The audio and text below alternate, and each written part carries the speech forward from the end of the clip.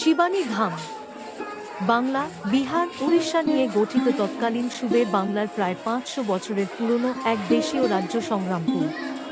কিররানী রাজত্বের রাজা দাউদ খানকে পরাজিত করে রাজা রাজকিশোর সিংহ সুদূর বুন্দেলখণ্ড থেকে এসে বাংলার উত্তরাঞ্চলে এই স্বাধীন রাজ্য গড়ে তোলেন। মুঘল রাজ পরিবারের সঙ্গে সখ্যের ফলে তিনি গড়ে তোলেন এক বিশাল রাজত্ব। তিনি রাজপ্রাসাদ তৈরির কাজ শুরু করেন, কিন্তু শেষ করে যেতে পারেন।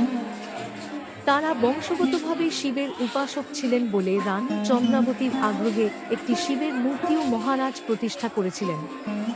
রাজা বীর সিংহের আরেক প্রিয় কবি ও গায়িকা রায়কুমারী সেই সময় রাজার জন্য কবিতা লিখে ও তাতে সুরারোপ করে রাজাকে মুগ্ধ করে রাখতেন।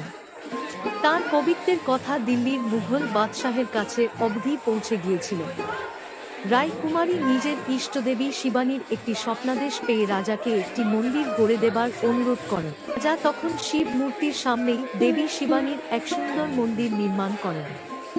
কালে কালে সেই দেবীর পূজা সারা রাজ্যে ছড়িয়ে পড়ে ও অঞ্চলটির নাম হয়ে যায় শিবানী ধাম। আজও দুর্গাপূজার কয়দিন দেবী শিবানীর মন্দিরে হাজার হাজার দর্শনার্থী আসেন। নাচ গানের অনুষ্ঠানে মুখরিত হয়ে ওঠে মন্দির প্রাঙ্গণ। হীরক জয়ন্তী বর্ষে বেহালা নূতন দলের নিবেদন এই শিবানী ধাম।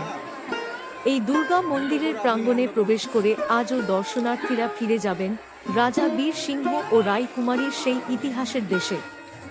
শিবানী ধাম।